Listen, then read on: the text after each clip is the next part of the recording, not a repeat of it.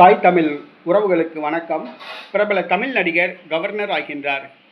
பிரபல தமிழ் நடிகர் கவர்னர் ஆகின்றார் என்ற தலைப்பில் இந்த காணொளியை நாம் காண்கிறோம்.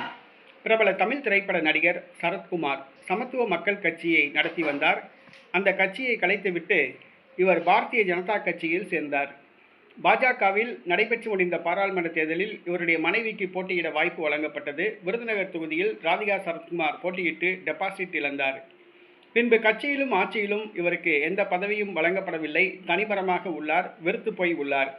இந்த சூழ்நிலையில் மீண்டும் சமத்துவ மக்கள் கட்சியை ஆரம்பிக்கப் போவதாக கூறப்பட்டது.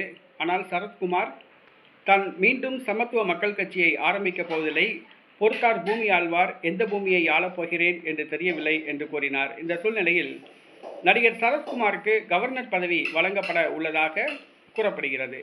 நடிகர் சரத்குமார் கோவா மாநில ஆளுநராக நியமிக்கப்படலாம் என்று கூறப்படுகிறது. தமிழக பட்ஜெட் கூட்டத்தொடர் முடிவடைந்த பிறகு இந்த முடிவு எடுக்கப்படும் என்று கூறப்படுகிறது. அமித்ஷா நேற்றைய தினம் புதுச்சேரி வருகை தந்திருந்தார். இது சம்பந்தமாக சரத்குமாரிடம் தொலைபேசியில் ஆலோசித்ததாக கூறப்படுகிறது.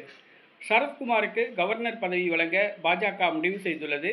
விரைவில் இதற்கான அறிவிப்புகள் வெளியாகும் என்று கூறப்படுகிறது. பிரபல தமிழ் திரைப்பட நடிகர் சரத்குமார் கவர்னர் ஆகின்றார்.